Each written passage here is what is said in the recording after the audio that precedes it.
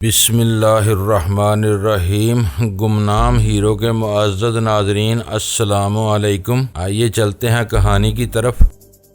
मैंने एम्बुलेंस की passenger seat पर कबीर शाह को बैठे देखा था और मेरे दिल में ये एहसास जागा था कि वो रखा वाली से आ रहा है। लेकिन हैरत अंगेज बात यह थी कि एम्बुलेंस वालों ने एक लम्हे के लिए भी गाड़ी रोकने की ज़रूरत महसूस नहीं की थी। इससे यही जाहिर होता था कि कबीर शाह उर्फ शाह जी ने मुझ पर तवज्जो नहीं दी थी। यकीनी तौर पर इसने मुझे देखा नहीं होगा। कबीर शाह मेरे दुश्मन जान शुएब गौरी का दस्ते राज था। अगर इसने हाई रूफ में मुझे देख लिया होता तो वो रुके बिना रह ही नहीं सकता था। मुझे इस बात पर भी हैरत थी कि खौफनाक ब्रेक की आवाज ने भी इन्हें हमारी तरफ मतवज्जो नहीं किया। शायद वो किसी इमरजेंसी में भागे चले जा रहे थे। मैंने इसी सोच विचार में पलट कर देखा तो थोड़े फासले पर मुझे सदफ अपनी सिमत आती दिखाई दी। इसने अपने हाथों में 2 बैग्स भी उठा रखे थे। ये यकीनन वही बैग्स थे जो हाई रूफ की अकबी निशिस्त पर रखे थे। सदफ ने बैग्स अपने साथ लाकर अक्लमंदी का सबूत दिया। हाई रूफ किसी खराबी या फिर हमारी नावाकिफियत की बिना बायस हमारे काम की नहीं रही थी। हमें लाहौर की तरफ जाने के लिए किसी और सवारी का बंदोबस्त करना था और जल्द अज जल्द करना था। सदफ को अपनी तरफ आते देखकर मैं सफेद एम्बुलेंस के बारे में सोचने लगा। इस गाड़ी का नंबर मेरे जहन में नक्श होकर रह गया था, 1369। मैंने जेरे लब नंबर को दोहराया। फिर वो लोगो मेरी यादाश्त में चमकने लगा जो मैंने इस एम्बुलेंस की बॉडी पर बना देखा था। वो एक मारूफ प्राइवेट अस्पताल का मखसूस लोगो था। मेरी मालूमात के मुताबिक वो अस्पताल न्यू कैंपस के इलाके में वाक़या था। इस वक्त मुझे अपनी मजबूत याददाश्त और कुव्वत मुशाहिदा पर अज़हद मुसर्रत हुई। मैं अस्पताल के मखसूस लोगो और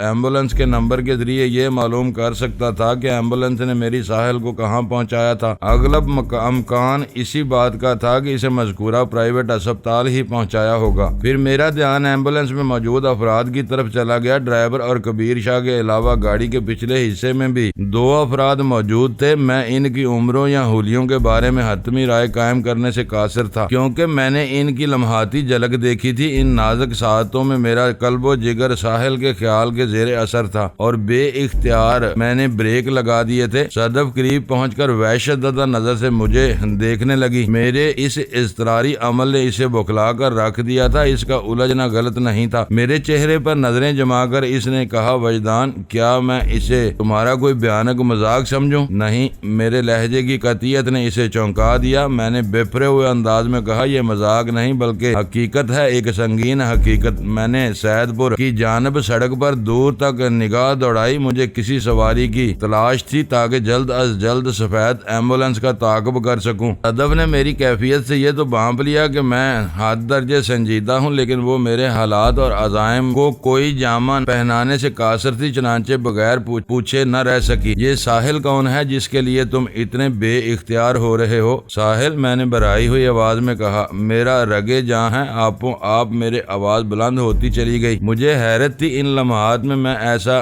बेखौफ क्यों हो गया था। मैंने सदफ के सामने एतराफ मोहब्बत में कोई झिझक महसूस की थी और ना ही कोई किसी मसलहत की आड़ लेने की कोशिश की थी, जबकि मुझे अच्छी तरह मालूम हो चुका था कि सदफ मेरे अपने दिल में किस किस्म के जज्बात रखती है। साहिल से इजहार तल्लक मेरे दिल की जुबान थी और दिल की जुबान मसलहत कोश नहीं होती। वो सच बोलने के लिए किसी का सहारा नहीं लेती और सच ये था कि साहिल मेरे लिए जिंदगी से ज्यादा अहम हो चुकी थी। मैं अपने जज्बात पर पर्दापोशी किस तरह करता? मेरे इंकिशाफ ने सदफ को एक शदीद झटका पहुंचाया। वो बिखरे हुए लहजे में बोली, तो ये तुम्हारा दिल का मामला है? सदफ के अल्फाज में पोशीदा छन्नाका बड़ी वजाहत से साथ मेरी समात तक पहुंचा। मैंने महसूस किया कि इसके अंदर कोई कांच महल मसमार हुआ था जिसकी मोहलक किरचियों ने इसके अंदर को लहू लुहान करके रख दिया था। तकलीफ के आसार इसके चेहरे के एक एक नक्शे हवीदा थे। मैं इन लम्हात में सदफ की दिलजोई का सामान करने से कासर था। मौका होता तो शायद मैं इसे समझाने की कोशिश करता। मैंने सरे दस्त इसे इसके हाल पर छोड़ दिया और किसी सवारी की तलाश में मेरी निगाह बल खाती कच्ची सड़क को नापने लगी। इसी लम्हे सैदपुर की जानब से उठने वाला गर्दो गुबार का एक तूफान मेरी नजर में आ गया। कोई हैवी गाड़ी बड़ी तेजी से हमारी जानब आ रही थी। वो गाड़ी मेरे लिए किसी उम्मीद की किरण के मानंद थी। मैंने फैसला कर लिया कि वो जो कोई भी है इसे रोकने की कोशिश करूंगा और हर मुमकिन तौर पर इसे लाहौर की तरफ लेकर जाऊंगा। सदफ ने भी इस धूल उड़ाती गाड़ी को देख लिया। वो मेरे नजदीक आ गई। मैंने इसके चेहरे पर निगाह दौड़ाई। वो मुझे हैरत का एक झटका लगा। थोड़ी देर पहले इसका चेहरा गमो आंदोह का मुरक्का बना हुआ था, लेकिन अब वो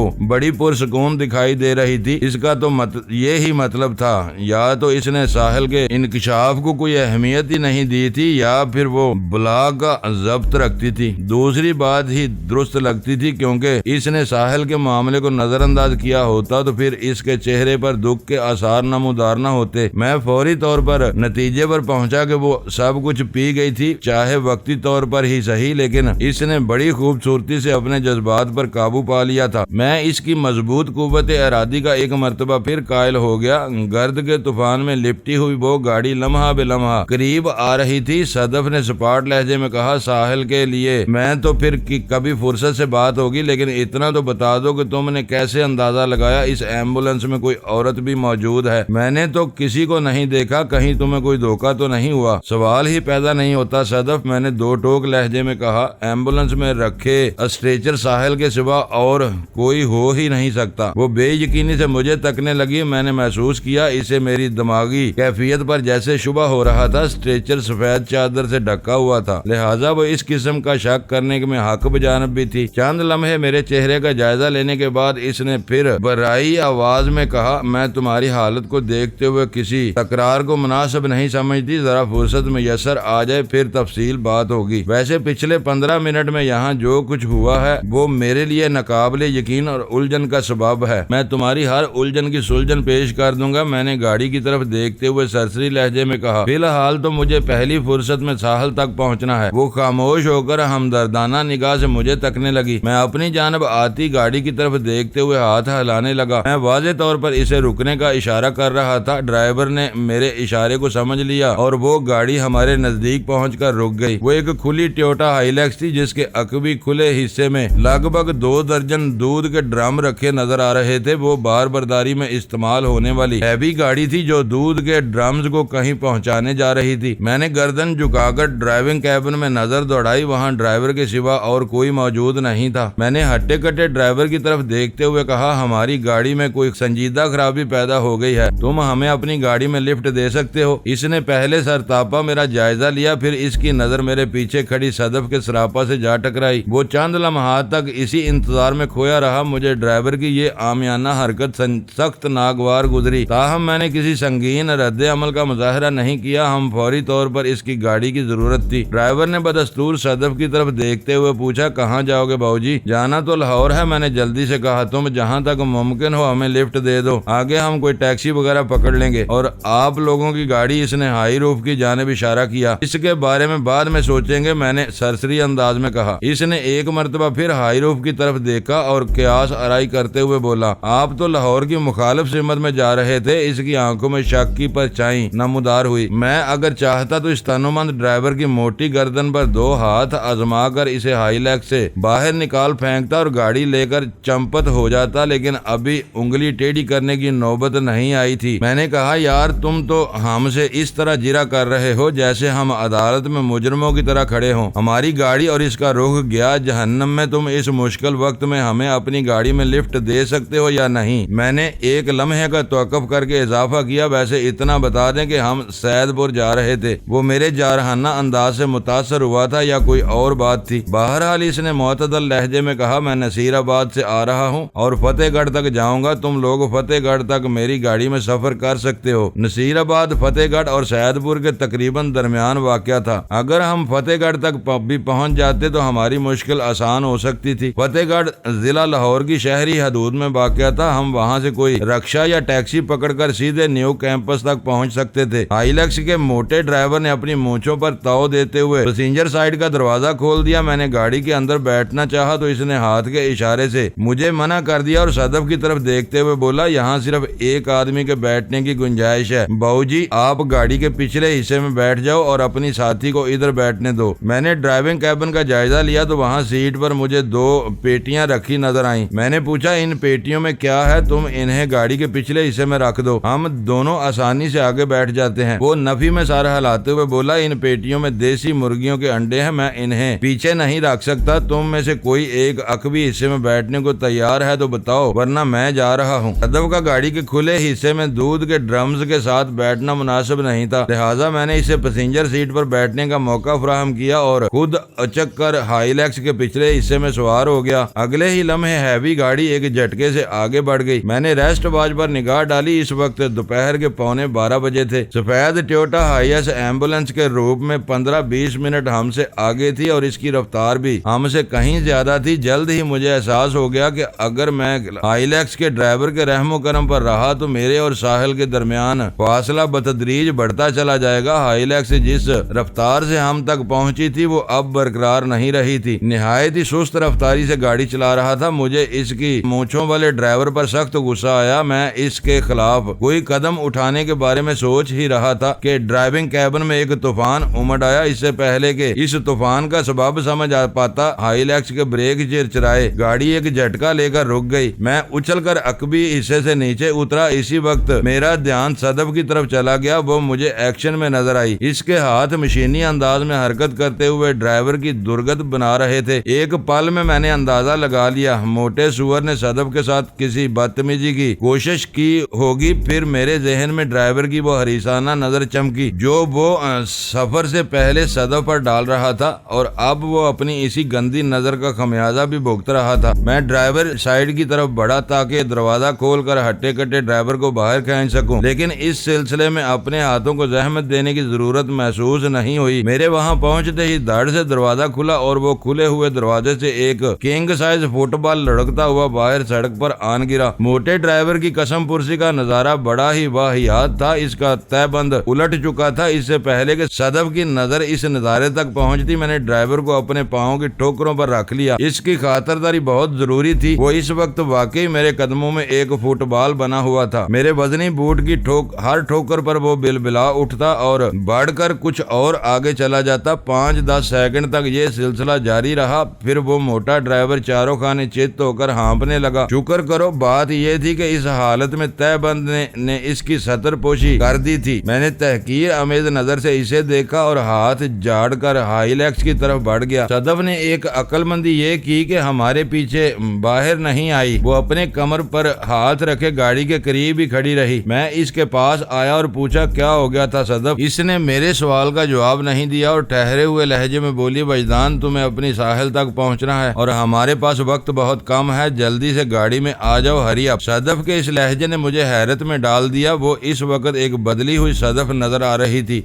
जिसके अंदाज में सिर्फ और सिर्फ मेरा ही ख्याल था। वो सरतापा मेरी हमदर्द दिखाई देती थी। मैंने एक लफ्ज अदा किए बगैर इसकी बात मान ली। आइंदा 10 सेकंड के अंदर हमने अंडों वाली पेटियों को ड्राइवर कैबिन से बाहर फेंका। सदफ की कार्रवाई ने बेशतर अंडों का कबाड़ा कर दिया था। इस हवाले से मैंने सदफ से कोई सवाल न किया। ये बात तो तय थी कि सदफ ने जो कुछ भी किया इसके लिए मोटे हरीश ड्राइवर ही ने इसे मजबूर किया होगा। मैंने ड्राइविंग सीट संभाली और गाड़ी को एक झटके से आगे बढ़ा दिया। जब हाईलैक्स अपने बाकायदा ड्राइवर के पास से गुजरी तो इस तोंदीले शख्स ने उठकर हमारी जानब दौड़ लगा दी। इस कोशिश में इसका तहबंद एक मरतबा फिर दगा देने लगा। वो इस फरेबी पोशाक को दोनों हाथों से थामते हुए आवाज़ें बुलंद हमें सलवातें सुनाने लगा। वो बेचारा भी क्या करता, हम इसकी पहुंच से दूर निकले जा रहे थे। वो अपनी चरबेली तूंद को संभालता या तहबंद को वो बड़े मज़ाक़ खेज अंदाज में दौड़ने की पूरी कोशिश कर रहा था, लेकिन बेबसी ने इसकी हर कोशिश नाकामयाब बना दी। अपनी नाकामयाबी के मातम के तौर पर वो हमें मुगल्लज़ात में तोल रहा था। थोड़ी ही देर बाद इसकी खिलाफत हमारी समात की पहुंच से बहुत पीछे रह गई। टोयोटा हाईलैक्स ने अच्छी खासी रफ्तार पकड़ ली थी। सदफ ने एक तवील सांस खारिज की और जहरीले लहजे में कहा, इस बदतमीजी की यही सजा थी। सदफ के इस जुमले ने मेरे ख्यालात की तस्दीक कर दी। ये पूछने की जरूरत नहीं थी कि इस मोटे ने छिछोरे ने सदफ के साथ क्या बदतमीजी की होगी। सदफ एक दर्जन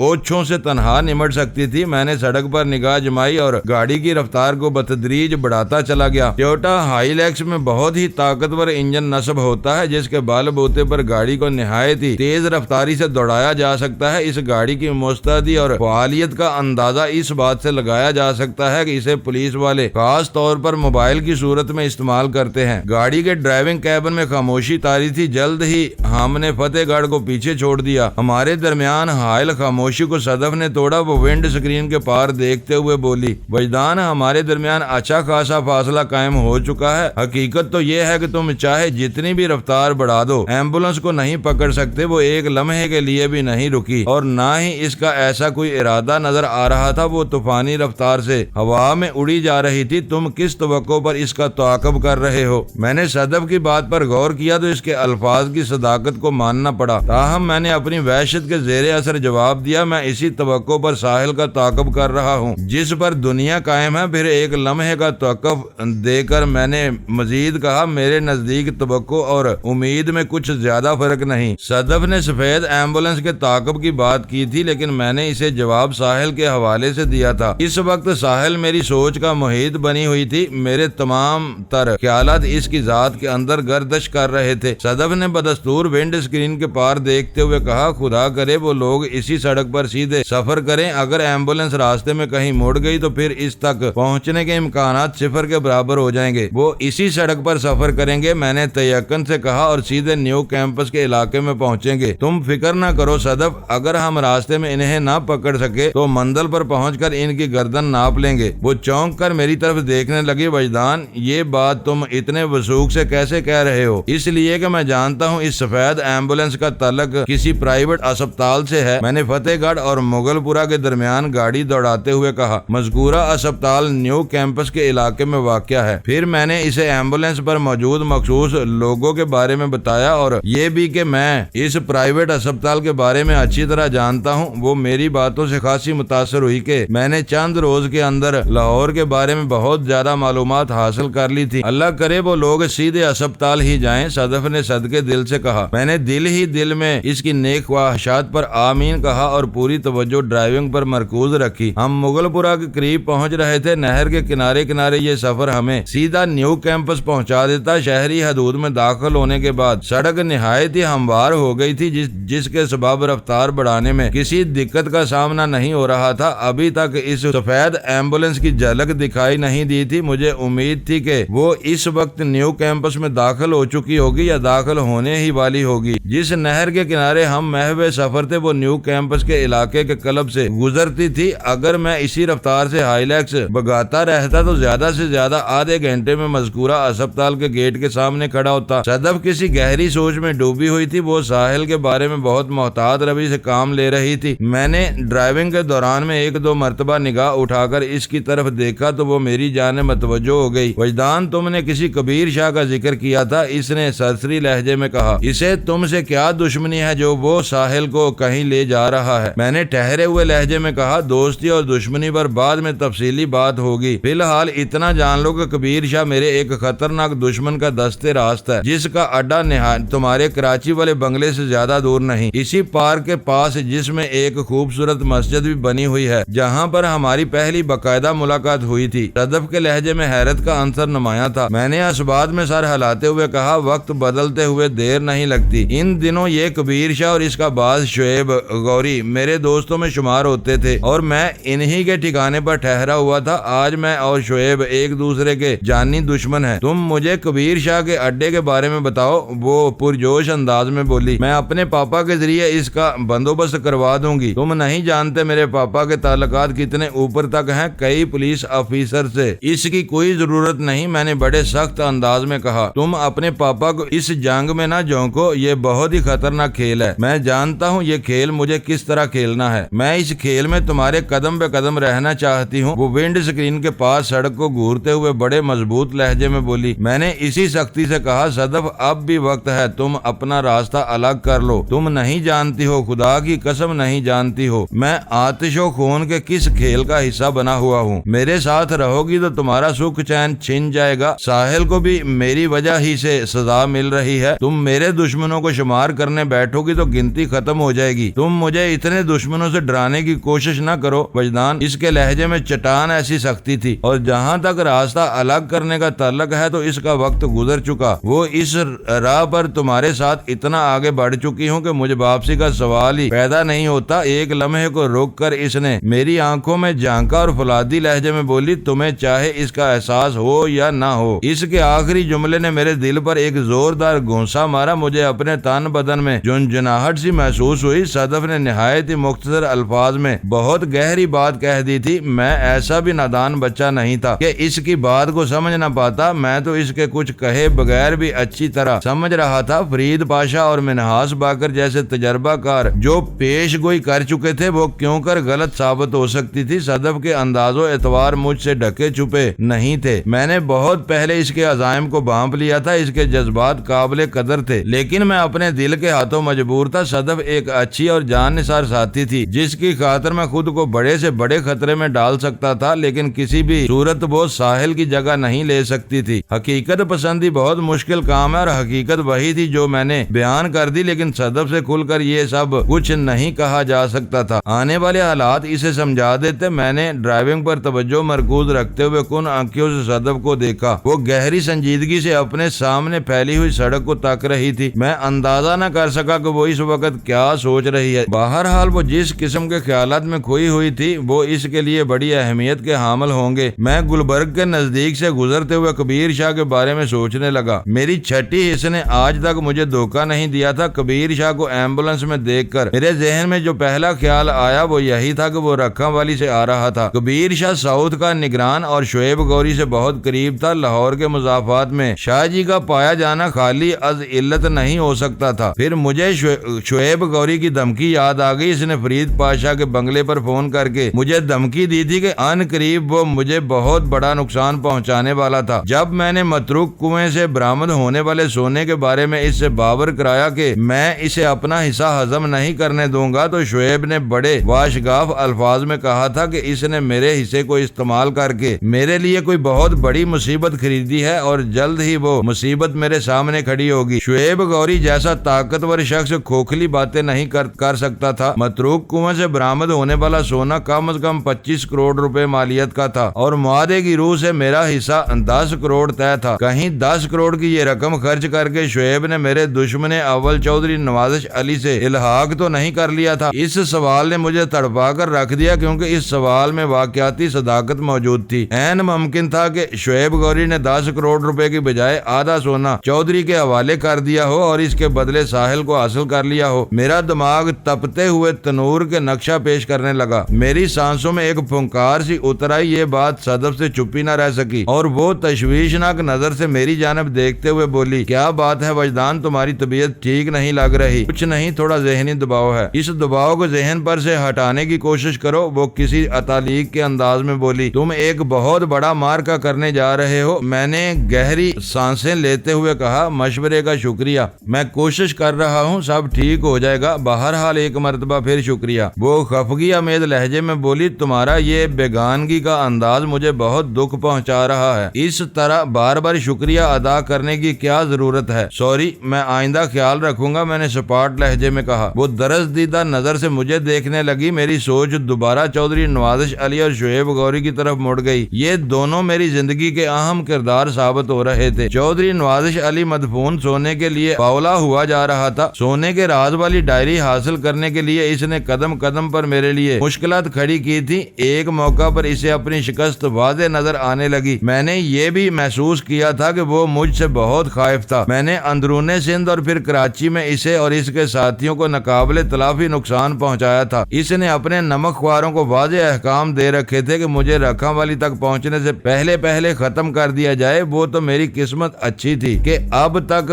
बचता चला आया था और ना दारा जैसे बदकमाश और बदनामे जमाना लोगों ने बचपन ही से मेरा जीना हराम कर रखा था। इस तवील असाबी और जिस्मानी जंग ने चौधरी नवाजिश को ये बावर करा दिया था कि अगर मैं इस तक पहुंच गया तो फिर इसकी खैर नहीं होगी। इसने मुझे हमेशा खुद से दूर रखकर उलझाने की कोशिश की थी और इसकी ख्वाहिश रही थी कि किसी तरह सोने के राज वाली डायरी इस तक पहुंच जाए। अब खेल दिलचस्प मरहले में दाखिल हो चुका था। मैंने दोस्ती का फरेब खाकर वो डायरी बल्कि डायरी के मुफीद सफात शुएब गौरी के हवाले कर दिए थे। डायरी का गैर मुफीद हिस्सा एक ड्रामे से गुजरकर चौधरी नवाजिश तक पहुंचा था, जिसे देखकर इसने अपना सर पीट लिया था। मुझसे कारआमद सफात हासिल करने के लिए इस बदबख्त ने साहिल को अगवा करवा लिया। वो जानता था कि मैं साहिल के पीछे मौजा रखा वाली पहुंचूंगा और वो मुझे ट्रैप कर लेगा। मैं चौधरी की ख्वाहिश और अपने मिशन के मुताबिक साहिल को हासिल करने के लिए रखा वाली वाली की जानब रवां दवां था कि सफेद एम्बुलेंस वाला वाकया पेश आ गया। मेरी छठी हिस्स बार बार पर मुझे इस आगाह कर रही थी कि शुएब गौरी और चौधरी नवाजिश के दरमियान कोई बहुत बड़ी डील हुई है और अब वो दोनों मिलकर मेरा जीना हराम कर देंगे। मैंने गुज़श्ता 2-3 माह में शुएब गौरी को भी बहुत ज्यादा नुकसान पहुंचाया था और सबसे बड़ी बात ये कि मैं इसकी असलियत से वाकिफ हो गया था। वो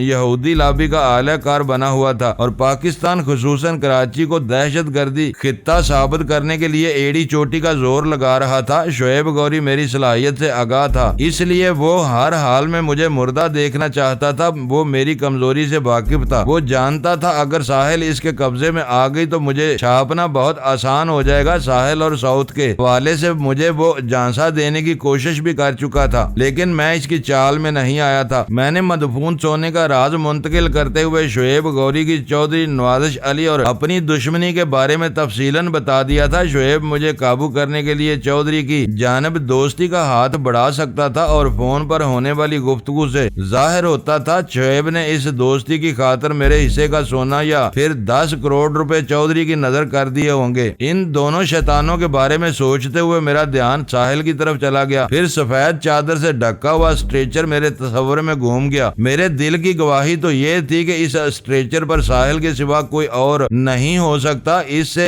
एक ही नतीजा बरामद होता था कि मेरे दुश्मनों ने कंधे से कंधा मिलाकर मुझसे लड़ने का फैसला कर लिया था और मेरी साहिल अब चौधरी की कोर्ट से निकलकर शुएब की कोर्ट में पहुंच चुकी थी या पहुंचने वाली थी। मुझे बैक वक्त 2 फ्रंट पर लड़ना था और इस तरह लड़ना था कि लड़ाई का हक अदा हो जाता। साहिल मेरी जाने तमन्ना मेरे लिए बहुत अहम थी। मैं इसे हासिल करने के लिए हर हद से गुजर सकता था, चाहे वो मेरी जिंदगी की हद ही क्यों ना होती। मैंने हाईलैक्स को अस्पताल के सामने से गुजारा और 200 गज के फासले पर एक सड़क के किनारे रोक दिया। दूध के ड्रम्स से लदी फंदी गाड़ी को अस्पताल के अंदर ले जाना किसी भी तौर मुनासिब नहीं था। मैं सदफ मेरे इशारे की मुंतजर थी। हम दोनों टोयोटा हाईलैक्स से नीचे उतर आए। चंद लम्हात के बाद हम मज़कूरा प्राइवेट अस्पताल के अंदर थे। न्यू कैंपस का इलाका बहुत साफ सुथरा और सब्जो शादाब, बाज लोग इसे जन्नत नजीर भी कहते हैं। बीचों बीच बहती हुई ब्रांच केनाल ने इलाके के हुस्न और खूबसूरती में बेपनाह इजाफा कर दिया है। पंजाब यूनिवर्सिटी जैसी अजीमुशान दरसगाह न्यू कैंपस की पहचान है। हम दोनों तेज कदमों से चलते हुए अस्पताल के अहाते में दाखिल हो गए। मैंने चारों जानब एक तायराना निगाह दौड़ाई और फिर मेरी नजर इस पार्किंग पर रुक गई जहां 3-4 एम्बुलेंस गाड़ियां पहलू बे पहलू खड़ी थी। मैंने मज़कूरा पार्किंग की जानब कदम बढ़ा दिए। सदफ ने मेरी तकलीद की। हमने अपना अपना बैग कंधे पर उठा रखा था। मैंने पार्किंग में पहुंचकर तमाम एम्बुलेंस को 2-3 मरतबा चेक किया। इन सब पर अस्पताल का मखसूस लोगो बना हुआ था, मगर वो टोयोटा हाईएस मुझे कहीं दिखाई न दी जिसकी तलाश ने मुझे हैजान में मुब्तला कर रखा था। वो इनमें नहीं है। मैंने सदफ की तरफ देखते हुए कहा। वो बोली, मुझे तो तमाम एम्बुलेंस एक जैसी लग रही हैं। तुमने कैसे जाना? हमारी मतलूबा गाड़ी यहाँ मौजूद नहीं। जिस सफेद एम्बुलेंस का ताक़ुब करते हुए हम यहाँ पहुँचे हैं, मैंने इसी वक्त इसका नंबर ज़हन नशीन कर लिया था। मैंने इस्तरारी अंदाज में कहा, क्या तुम्हें 1369 नंबर की कोई एम्बुलेंस यहाँ नजर आ रही है? सदफ ने वहाँ खड़ी एम्बुलेंस की नंबर प्लेट्स पर निगाह दौड़ाई और मायूसी से नफी में गर्दन अला दी। मैंने कहा, इसका मतलब है वो एम्बुलेंस अभी तक यहाँ नहीं पहुँची। ये कैसे हो सकता है वजदान? सदफ ने उलझनज़दा नजर से मुझे देखा। वो तो लगभग आधा घंटा हमसे आगे थी। मैंने कहा, मुमकिन है उन्होंने इधर का रुख ही ना किया हो। वो लोग किसी और मंजिल की जानिब बढ़ गए हों। मगर तुमने तो कहा था वो सीधे अस्पताल ही पहुँचेंगे। वो मजीद उलझ गई। इसके अलावा वो लोग और कहाँ जा सकते हैं? सदफ बिल्कुल ठीक कह रही थी।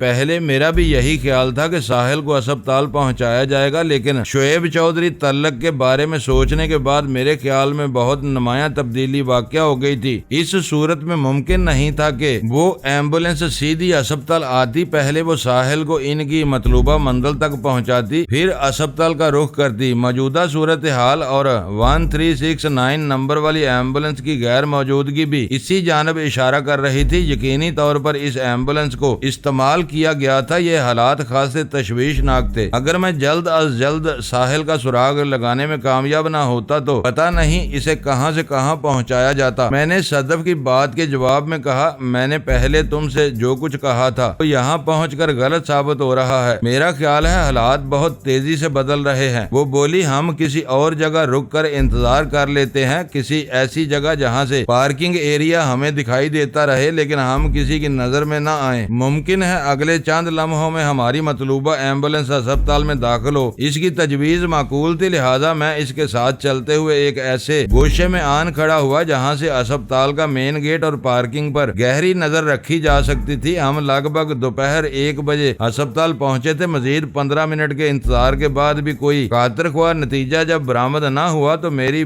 बेकरारी आसमान को छूने लगी। मैंने सदफ से कहा, मजीद इंतजार वक्त जाया करने के मुतरादिफ है। साहिल को अस्पताल नहीं लाया जाएगा, मेरे ख्याल में इसे कहीं और पहुंचाया जा चुका है। मगर कहां? इसने सवालिया नजर से मुझे देखा। हम साहिल तक कैसे पहुंचेंगे? हमें कैसे मालूम होगा इसे कहां पहुंचाया गया है? मैंने इसका हाथ थाम कर एक जानब बढ़ते हुए कहा, आओ अस्पताल के मालूमाती काउंटर से कुछ हासिल करने की कोशिश करते हैं। साहिल का ना सही एम्बुलेंस ही का कोई सुराग मिल जाए तो मैं इस सुराग को थाम कर अपनी मंजिल मकसूद तक पहुंच जाऊंगा। हम दोनों चलते हुए एक ऐसे काउंटर पर पहुंचे जहां से हमारी मतलूबा मालूमात हासिल हो सकती थी। वो जदीद सहूलियात से लैस एक महंगा प्राइवेट अस्पताल था जहां का हर शोबा कंप्यूटर के जरिए आपस में मुंसलिक था। वहां की सफाई और निजाम ने मुझे खासा मुतासर किया। मैंने काउंटर के पीछे मौजूद खुश शक्ल लड़की से इस्तफसार किया, सुनिए, मुझे अपने एक अजीजा के बारे में मालूम करना है। आपकी अजीजा का नाम क्या है? इस लड़की ने पूछा। कोई पेशेंट आइडेंटिटी हो तो वो भी बता दें। मैंने समझाने वाले अंदाज में कहा, मरीजा का नाम साहिल है। मैं इसकी किसी आइडेंटिटी से वाकिफ नहीं, बस इतना जानता हूँ इसे अभी अभी अस्पताल लाया जा चुका है या लाया जाने वाला है। काउंटर पर मौजूद लड़की ने उलझन ज़दा नजर से मुझे देखा।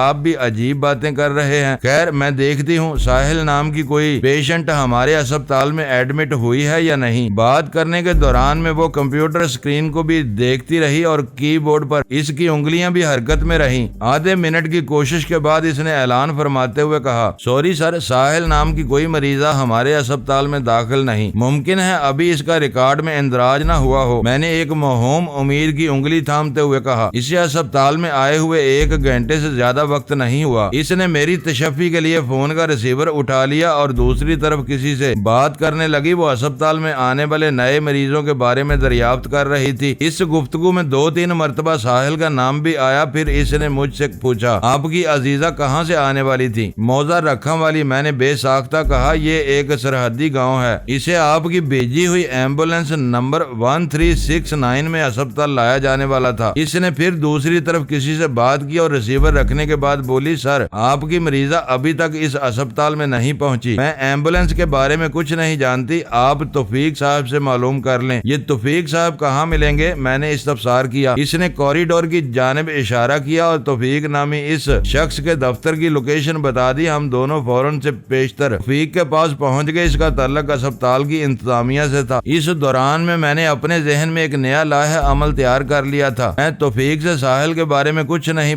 पूछता बल्कि मतलूबा एम्बुलेंस के बारे में जानने की कोशिश करता। एक बात का मुझे यकीन हो चला था कि साहिल को इस अस्पताल में लाया गया था और ना ही लाया जाने वाला था। फिर मैं इसका जिक्र छेड़कर ख्वाह खुद को क्यों मशकूक करता? अगर मुझे मतलूबा एम्बुलेंस के बारे में मालूमात हासिल हो जाती तो मैं साहिल तक पहुंचने की कोशिश कर सकता था। तौफीक से मुख्तसर गुफ्तगू के बाद पता चला कि हमारी मतलूबा एम्बुलेंस सुबह से गई हुई है और अभी थोड़ी देर में वापस आने वाली है। फिर इसने अपनी रेस्ट वॉच पर नजर डालते हुए कहा, करीम को अब तक आ जाना चाहिए। अब्दुल करीम इस एम्बुलेंस के ड्राइवर का नाम था। मैंने पूछा, एम्बुलेंस सुबह से कहाँ गई हुई है? तौफीक के इंकशाफ ने मेरे दिल की धड़कन को हाथ दर्जे बढ़ा दिया था। वो जवाब में बताने लगा, एक डेड बॉडी को अहमदनगर पहुंचाना था। चौधरी निजामुद्दीन पिछले 1 हफ्ते से हमारे अस्पताल में दाखिल थे। गुज़श्ता रात इनका इंतकाल हो गया। इन्हीं की मैयत को अहमदनगर पहुंचाने के लिए करीम एम्बुलेंस लेकर गया है। मेरा ख्याल है वो अब आने ही वाला होगा। मैंने तौफीक से यही बहाना किया था कि मैं एम्बुलेंस के ड्राइवर से मिलना चाहता हूँ, इसीलिए वो मुझे तसल्ली दे रहा था कि करीम अस्पताल पहुंचने ही वाला है। मैंने तौफीक से मजीद कोई बात न की और हम इसके कमरे से निकल आए। मैंने तौफीक से अब्दुल करीम की रिहाइशगाह का पता मालूम कर लिया था। तौफीक के इंकशाफ ने मुझे बहुत दूर तक सोचने पर मजबूर कर दिया। अहमदनगर रखा वाली के शुमाल में वाक़या एक छोटा सा गाँव था। मैं चौधरी निजामुद्दीन के नाम से भी वाकिफ था। इसकी जमीनें चौधरी नवाजिश अली की जमीनों से मिली हुई थी। अब मैं शुएब गौरी के साथ मतरुक कुएं वाले सोने की बाजियाब करने की मंसूबाबंदी कर रहा था तो चौधरी निजामुद्दीन की अराजी भी जेरे बहस आई थी। हमारे ख्याल था कि इसकी जमीन इस्तेमाल करके हम कुएं की तह तक पहुंचने की कोशिश करें, लेकिन कुएं और चौधरी निजामुद्दीन की जमीन में 1.5 मील का फासला हायल था। इसलिए शोएब ने निजामुद्दीन के नाम पर क्रॉस लगाने के बाद रामदास की जमीन का इंतखाब किया था। रामदास की जमीन सरहद की दूसरी तरफ वाक़या थी, जहां से मतरूक कुआं चंद गज के फासले पर था। फिर यह कि रामदास और चौधरी नवाजिश अली में दुश्मनी भी चल रही थी। चुनांचे अज़ामबाद यहूदियल नस्ल बरतानवी बिजनेसमैन मिस्टर नील आर्मर ने रामदास और इसकी जमीन को इस्तेमाल करके बरसों से दफन मतरूक कुएं का राज पा लिया था। तौफीक के इंकशाफ के बाद ये तमाम बातें मेरे दिमाग में चकरा रही थी। अगर वो एम्बुलेंस से चौधरी निजामुद्दीन की डेड बॉडी को अहमदनगर छोड़ने गई थी तो फिर कबीर शाह के हत्थे कैसे चढ़ गई? साहिल तो रखावाली में चौधरी नवाजिश की कैद में थी, वो एम्बुलेंस में किस तरह पहुंची? ये और इसी नौइयत के दीगर दर्जनों सवालात जवाब सिर्फ और सिर्फ एम्बुलेंस का ड्राइवर अब्दुल करीम ही दे सकता था। अगर वो मेरे हत्थे चढ़ जाता तो मैं इसकी जुबान खुलवा लेता, फिर साहिल तक पहुंचना मेरे लिए चंदा मुश्किल न होता। मैं इन्हीं सोचों में गुम था कि सदफ की आवाज मेरी समाज से टकराई। वजदान, आइंदा के लिए तुमने क्या सोचा है? क्या हम अस्पताल में रुककर अब्दुल करीम का इंतजार करें या किसी और तरफ चलना है? मैंने कहा, मैं मजीद आधा घंटा इंतजार करूंगा और इसके बाद कोई और कदम उठाऊंगा। हम चलते हुए इसी मुकाम पर आ गए जहां से गेट और पार्किंग की निगरानी की थी। सदफ ने कहा, हाँ, अगर हम प्रोग्राम के मुताबिक सफर करते रहते तो इस वक्त सैदपुर में फरीद अंकल के पास होते, लेकिन ताजा तरीन सूरत हालात में मुझे नहीं लगता कि आइंदा चंद रोज तक हम सैदपुर का रुख कर सकें। तुम कम अज कम एक फोन करके अंकल को इस वाक़े की इतला तो दे दो। मैंने सताइशी नजर से सदफ को देखा और कहा, तुम यहीं रुककर निगरानी जारी रखो, मैं इधर फोन की तरफ जाता हूँ, अभी वापस आ जाऊंगा। अस्पताल में आने वालों की सहूलत के लिए कई मुकामात पर पब्लिक काउंटर बने हुए थे। मैं ऐसे ही एक काउंटर की जानिब बढ़ गया। मैंने सैदपुर में फोन मिलवाया। थोड़ी ही देर बाद फरीद पाशा लाइन पर आ गया। यार वजदान, तुम कहाँ गायब हो? मेरी आवाज सुनते ही वो जल्दी से बोला। मैंने कहा, मैं इस वक्त न्यू कैंपस लाहौर के एक प्राइवेट अस्पताल में खड़ा हूँ। फिर मैंने अस्पताल का नाम भी बता दिया। तुम वहाँ क्या कर रहे हो? इसकी आवाज में तशवीश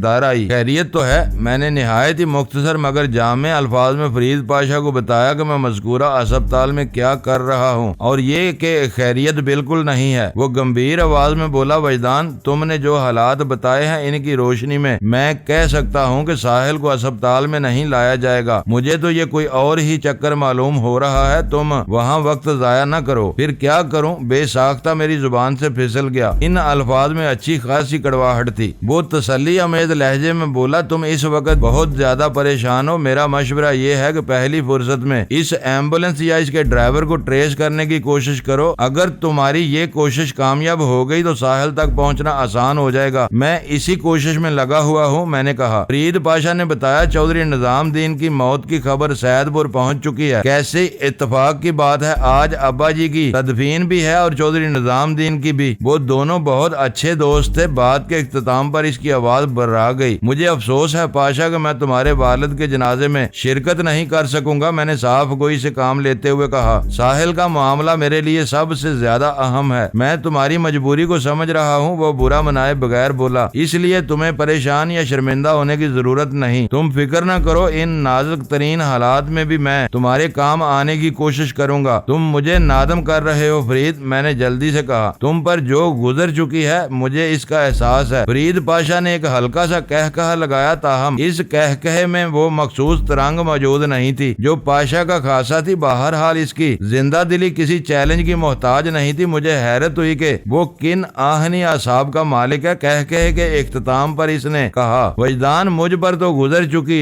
जो गुजर न थी, लेकिन तुम पर गुजर रही है, इसलिए मैं तुम्हें तनहा नहीं छोड़ सकता। पाशा हर हाल में दोस्ती निभाना जानता है। इसकी आवाज जज्बात से लबरेज थी। चंद लम्हात के तवक्कुफ के बाद इसने कहा, अब्बा जी की तदफीन असर और मगरब के दरमियान होगी। तुम 1 घंटे बाद मुझे फोन करो। मैं मालूम करने की कोशिश करता हूँ कि रखावाली में क्या पोजीशन है। अगर साहिल वहाँ से रुखसत हो चुकी है तो मुझे मालूम हो जाएगा। मैंने रखावाली में मौजूद अपने आदमियों को खासा टाइट कर रखा है। मैं अभी इनसे रिपोर्ट लेता हूँ। बावजूद कोशिश के भी मैं पाशा से ये न कह सका कि वो खुद को इस बखेड़े में न डाले और पूरी तवज्जो से अपने मामलात निपटाए। इंसान बुनियादी तौर पर बहुत ही खुद गर्ज वाक़या हुआ है। मुझे इस बात का एहसास था कि फरीद पाशा खुद एक बहुत बड़े इम्तिहान में मुब्तला था, लेकिन मुझे अपनी विपता की पड़ी थी। साहिल के मामले में मैं बेइख्तियार सा होकर रह गया था। इसके सिवा मुझे कुछ नजर ही नहीं आता था और अब तो वो भी कई दिनों से दिखाई नहीं दी थी। सिर्फ इसकी याद जिंदगी का हिस्सा बनी हुई थी। मैंने 1 घंटे बाद पाशा को फोन करने का वादा कर लिया। इसने पूछा गुलबर्ग और फजीला कॉलोनी वाली कोठियों का क्या हाल है। मैंने इसकी परेशानियों को बढ़ाना मुनासिब न समझा और कहा तुम इधर से बेफिक्र रहो, सब कुछ ठीक ठाक है। हालांकि बहुत कुछ ठीक ठाक नहीं था। पाशा के चले आने के बाद वहाँ जो हालात पेश आए थे वो खासे संगीन और गैर मामूली थे। अगर मैं इस तफसील में पड़ जाता तो पाशा की ज़हनी उलझन में इजाफा हो जाता। साहिल वाला मामला तो बीच में आ गया था। मैं तो सिर्फ इसे अपने सैदपुर ना पहुंचने की वजह बताना चाहता था। मजीद चंद बातों के बाद मैंने फोन बंद कर दिया और आहिस्ता कदमों से चलते हुए सदफ के पास आ गया। हमारी मतलूबा एम्बुलेंस अभी तक वहां नहीं पहुंची थी। इंतजार का एक एक लम्हा मुझ पर क़यामत बनकर टूट रहा था। अब इस बात में किसी शक्को शुबे की गुंजाइश बाकी नहीं रही थी कि साहिल को निहायत ही सफाई के साथ कहीं इधर उधर कर दिया गया था। सदफ ने ख्याल आराई करते हुए कहा कहीं ऐसा तो नहीं कि एम्बुलेंस का ड्राइवर अब्दुल करीम तुम्हारे दुश्मनों के साथ मिल गया हो और इन्हें इनके हस्बे मंशा कहीं पहुंचाने चला गया हो। इस बात के इम्कानात कम अज कम हैं।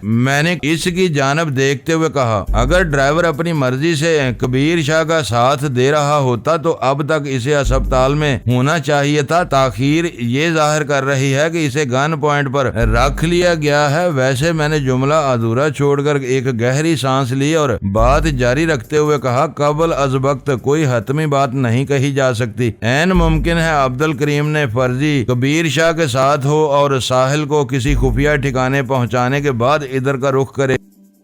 मुअज़्ज़ज़ नाज़रीन, लाइक करें, शेयर करें और कमेंट्स बॉक्स में पाक आर्मी जिंदाबाद, पाकिस्तान पाइंदाबाद का नारा ज़रूर दर्ज करके अपने मुल्क पर फ़ख्र करें और पाकिस्तान की बुनियादें मजबूत करने में अपना किरदार अदा करें। वीडियो देखने का शुक्रिया। मुअज़्ज़ज़ नाज़रीन, अपना ख्याल रखिएगा और हमारे चैनल का भी। ISI पाक आर्मी जिंदाबाद, पाकिस्तान पाइंदाबाद।